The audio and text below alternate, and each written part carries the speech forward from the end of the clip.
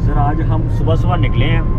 مجھے تو ابھی سے وہ غلام رسول کے چنے نظر آ رہے ہیں, تو ہم ناشتہ کرتے ہوئے نہ جائیں. غلام رسول کے چنے کھا لیے تو اس کے بعد پھر کچھ اور کرنے کے قابل نہیں رہیں گے. مجھ سے تو کھائے بھی بہت جاتے ہیں یار. سر یہ پاس ہی نیلا گنبد ہے. یار چنے کھا تو لے, میرا بڑا جی چاہ رہا ہے چنے کھا کے. دان چنے بڑے ہیوی ہو رہے ہیں یار, مجھ سے کوئی کام نہیں ہوتا, چلا پھر نہیں جاتا. سر وہ جنرل الاٹ نے جو شادی کی تھی وہ کیا سین ہے؟ شادی ہوئی تھی کہ نہیں ہوئی تھی ان کی؟ چلو سے جنرل الاٹ یاد آ گیا. آج گاڑی میں بیٹھتے ہی صبح ہوئی. رشید الحسن نے غلام رسول کے چنے یاد دلا دیے اور اصرار کیا کہ ہمیں پہلے نان چنے کھانے چاہیے. اب میرا مسئلہ یہ ہے کہ نان چنے حلوہ پوری یہ ایسی چیزیں ہیں کہ جب میں کھانے بیٹھتا ہوں تو شاید ہاتھ روک نہیں پاتا, اور اگر میں کھا لوں گا تو کام کرنا مشکل ہو جائے گا. لیکن یہ بات رشید الحسن کو کون سمجھائے. گو کہ جب سے انہوں نے کہا ہے کہ ہمیں غلام رسول کے چنے کھانے چاہیے, دل میں خود بدھ ہو رہی ہے کہ سب کچھ چھوڑ کر نیلا گنبد جایا جائے. رابرٹ فراسٹ یاد آ جاتے ہیں جنہوں نے کہا تھا, The woods are lovely, dark and deep, but I have promises to keep, and miles to go before I sleep, and miles to go before I sleep. شاید آپ لوگوں کو پتہ ہو کہ یہ ایسی خوبصورت نظم ہے کہ یہ سٹینزا جواہر لال پنڈت نہرو جی نے اپنے آفس کی ٹیبل پہ لکھ کر رکھا ہوا تھا. جہاں میں جا رہا ہوں وہ جگہ آپ پہلے دیکھ چکے ہیں, لیکن اس وقت جب میں وہاں گیا مرمت اور تعمیر ہو رہی تھی, اب وہ مکمل ہو گئی ہے. جانا ہے مجھے جنرل الارڈ اور میری شارلٹ کے مقبرے پر جو موجود ہے پرانی انارکلی میں, لاسانی فالودہ ہاؤس کے بالکل سامنے, FBR کے دفتر سے متصل. راستے میں لارنس گارڈن سے گزر ہوا تو یادوں کا گویا ایک جوہر زر کھل گیا.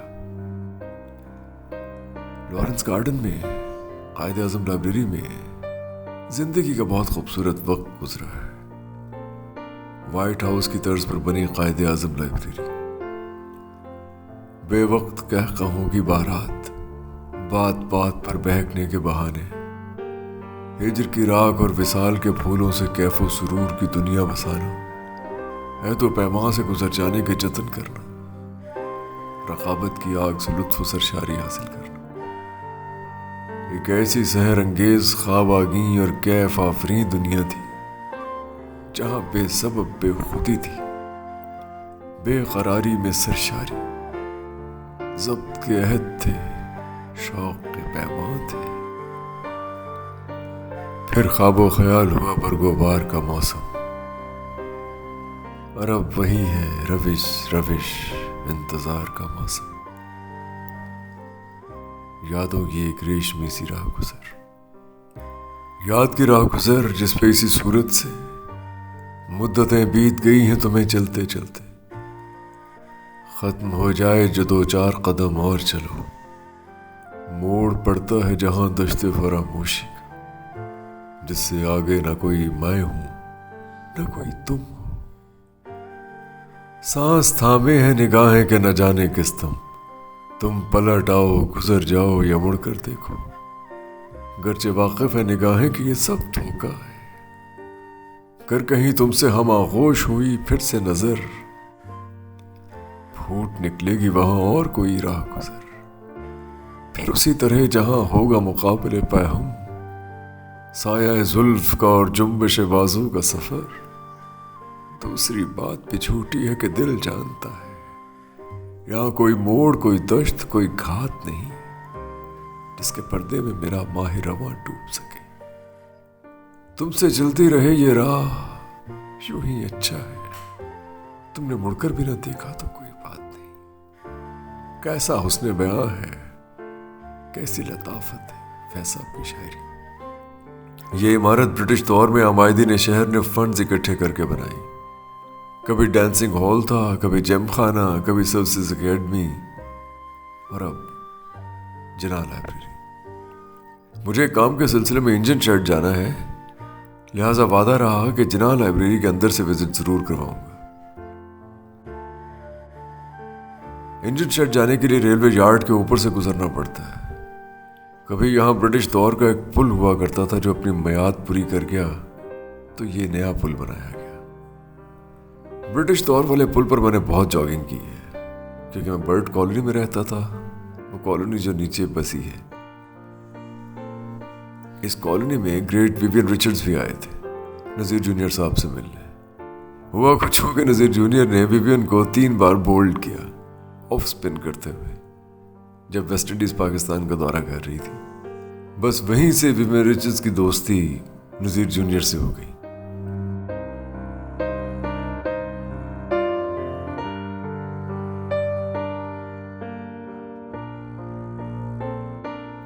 یہ ہے انجن شیڈ۔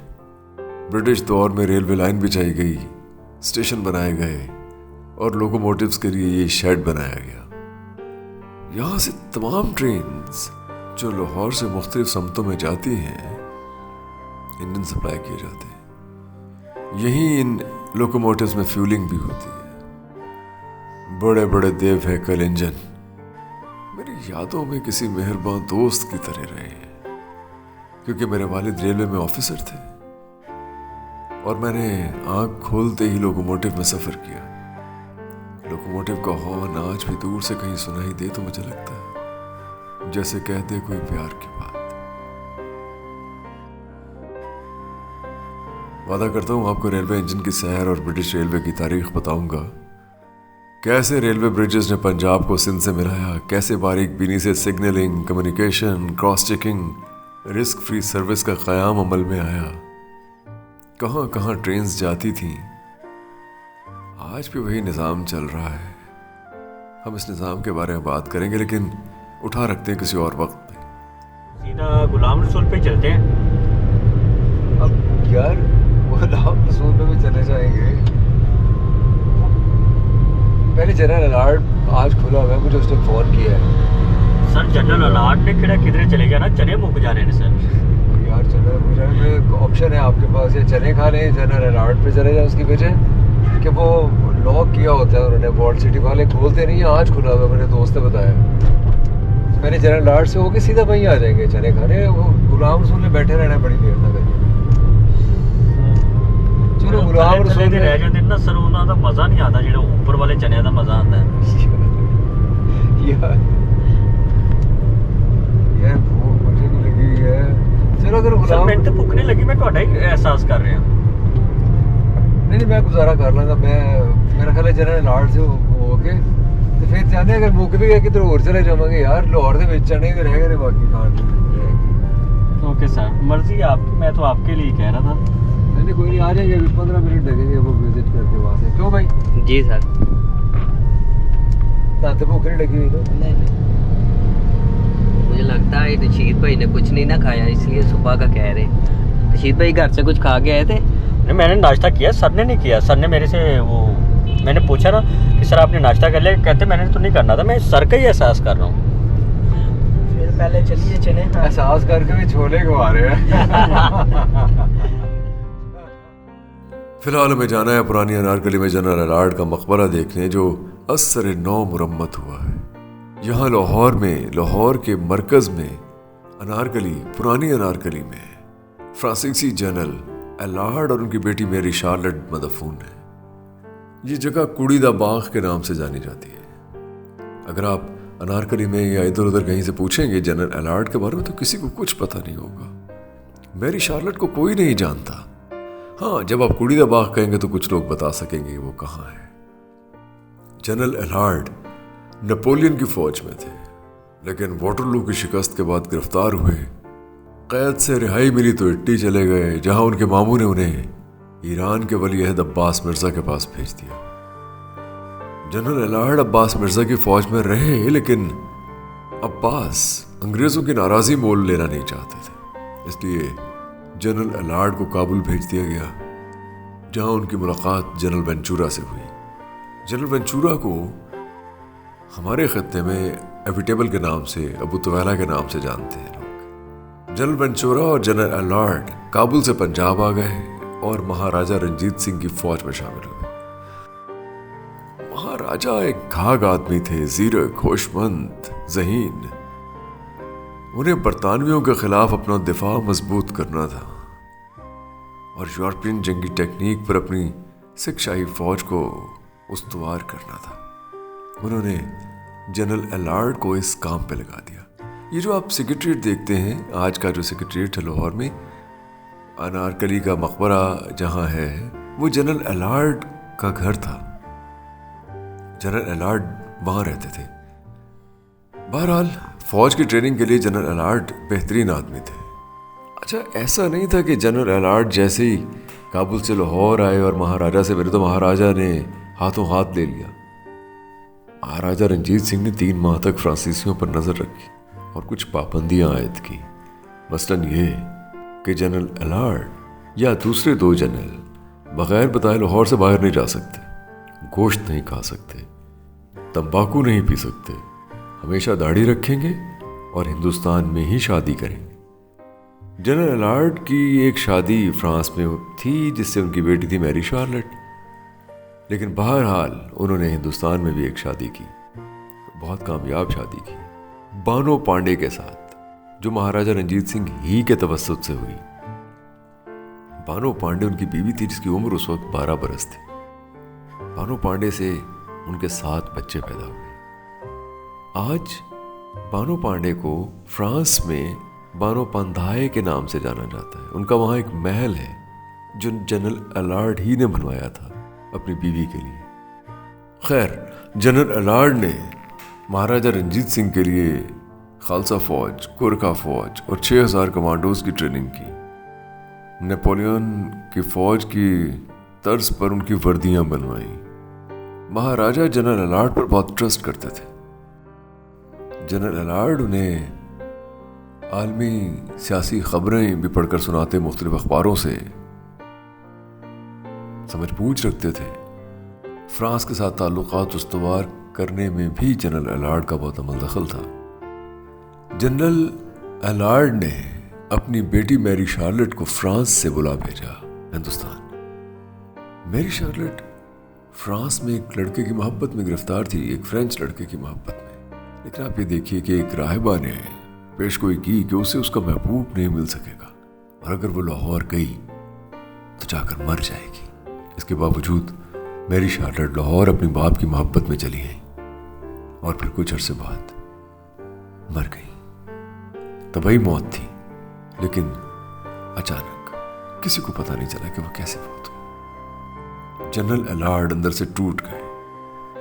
ये जगह जहां मकबरा बना हुआ है दरअसल कुड़ीदा बाग कहलाता है, क्योंकि मैरी शार्लेट का मकबरा और उसके गिर्द एक खूबसूरत बाग जनरल एलार्ड ने 19वीं सदी की दूसरी दहाई में अपनी बेटी की याद में बनवाया था। फिर जनरल एलार्ड ने एक दिन महाराजा से अपनी बीवी बच्चों के साथ फ्रांस जाने की इजाज़त मांगी, जिस पर महाराजा राजी न थे, हरगिज़ राजी न थे। लेकिन जनरल ने वादा किया कि वो अपने बीवी बच्चों को छोड़कर वापस आ जाएंगे।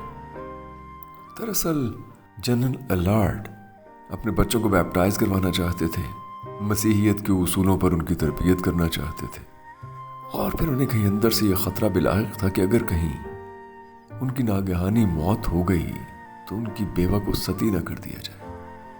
फ्रांस के इलाके सेंट टोपाज में जनरल एलार्ड ने बानो पांडे के लिए एक बहुत कीमती महल तामीर करवाया। आज भी वो महल वहां मौजूद है, सेंट थोपां में। फ्रांसीसी हुकूमत ने उनकी बहुत आवभगत की।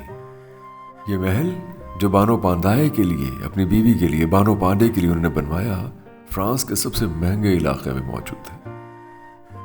खैर, जनरल एलार्ड वादे के मुताबिक वापस आ गए और उधर पेशावर पर अफगान हमला रोकने के लिए इन्हें पेशावर भेजा गया, क्योंकि हरी सिंह नलवा जमरूद खला का दिफा करते हुए चल बसे थे। जनरल एलार्ड ने अफगान हमले का दिफा किया, लेकिन पेशावर ही में दिल का दौरा पड़ने से वफात पा गए। उनकी मैयत को पूरे प्रोटोकॉल के साथ लाहौर लाया गया, फूल निछावर किए गए, दूर दूर तक लोग उनकी मैयत को वसूल करने के लिए खड़े थे।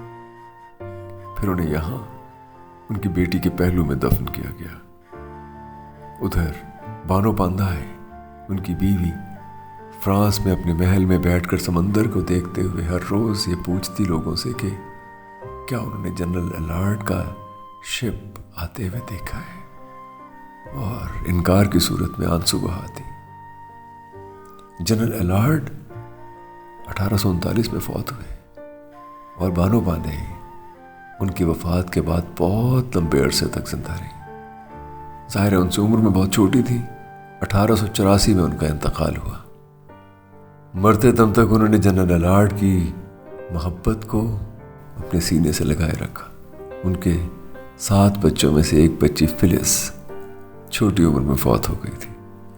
جنرل الارڈ اور فلس کی ناگہانی موت نے بانو پاندائے کو توڑ کے رکھ دیا تھا۔ اندر جنرل الارڈ کے اعزازات لکھے ہیں۔ پہلے میں جب یہاں آیا تھا اس مقبرے کی تزئین و آرائش اور مرمت ہو رہی تھی۔ فرینچ گورنمنٹ کے ساتھ مل کے وولڈ سٹی اتھارٹی نے اس کی تزئین و آرائش کی ہے۔ اب یہ پوری آن بان کے ساتھ اس اونچے چبوترے پر موجود ہے۔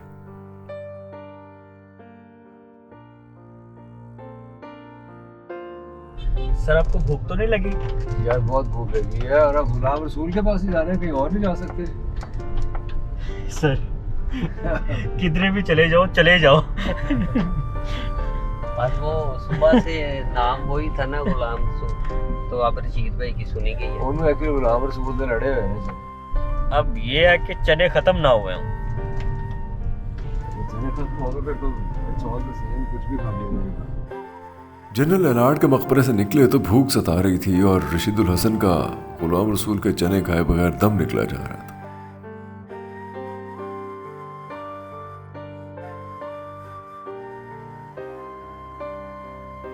نیلا گنبد کے سامنے اس گلی میں یہ غلام رسول چنے والے ہیں۔ 1948 سے یہاں موجود ہیں۔ بس یہ چیز سب یہی ہے۔ آپ ٹیسٹ تو کریں، آپ دوبارہ منگوائیں۔ میں نے پہلے کھائے ہوئے ہیں تو بڑے اعلیٰ، بہت زبردست۔ لو بھائی، دیسی چنے بالکل سادہ، میں تو کھاتا چلا جا رہا ہوں، ایسے جیسے برسوں کا بھوکا ہوں۔ ویسے تو انسان کی بھوک کا کوئی انت نہیں، لیکن یہ ارے واہ کیا لطف ہے، اور نان بھی بہت ہی دبیز، بہت ہی پر لطف نان ہے۔ 1 2 3 ماشاء اللہ، ان کی صرف چوتھی پلیٹ کھا رہے ہو سر، ایسے ہی غلام رسول۔ میں اس لیے کھاتا نہیں ہوں، آگے یار ہاتھ میں رکتا۔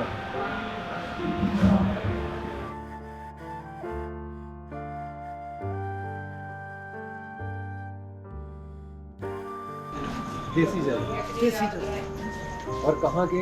یہ میاں والی کے آتے ہیں یا سندھ کے آتے ہیں، اور یہ دوسرے تیسرے جو استعمال کرتے ہیں وہ سوڈان کا سوڈا استعمال کرتے ہیں، موٹا ہے۔ اچھا اچھا، وہ اتنا موٹا دانا آپ نے دیکھا ہوگا، اس کا ذائقہ نہیں ہے۔ اور یہ 1948 سے آپ کر رہے ہیں؟ آپ کے بڑے بھی یہ میرے بڑے کرتے تھے، ان کے بعد وہ جو میرے بڑے بھائی ہیں، پہلے والد صاحب تھے، پھر میرے بڑے بھائی، اب میں اس کے بعد وہ میرا بیٹا ادھر گھوما، وہ صبح کے ٹائم وہ بیٹھتا ہے اس وقت۔ اچھا ماشاء اللہ۔ تو غلام رسول کس کا نام ہے؟ میرے والد صاحب ہیں۔ اچھا شکریہ۔ غلام رسول کے چنے کھانے سے ذرا بھاری پن نہیں ہوا، لیکن چائے کی طلب ہو رہی ہے، اور قمر علی مراد صاحب کو اچھا شاٹ اور تنور کی چائے کی ہر وقت تلاش رہتی ہے۔ اسی لیے اس ڈھابے پر آ بیٹھے ہیں پرانی انارکلی میں، وہیں جنرل الارڈ کے مقبرے کے پاس۔ ذرا ملاحظہ کیجئے چائے بنتی کیسے ہے کوئٹہ ہوٹل میں۔ پٹھان بھائی ہیں لیکن تعلق کوئٹہ سے ہے۔ کبھی آپ کو بلوچستان بھی لے کر جائیں گے، مہر گڑھ کی تہذیب بھی دکھائیں گے، زمین کی وسعت دیکھیں گے، پہاڑوں کی ہیبت دیکھیں گے، بلوچوں کی محبت دیکھیں گے۔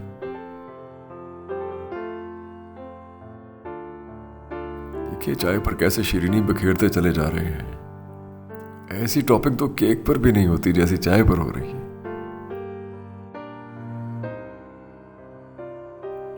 لیجیے صاحب چائے تیار ہے۔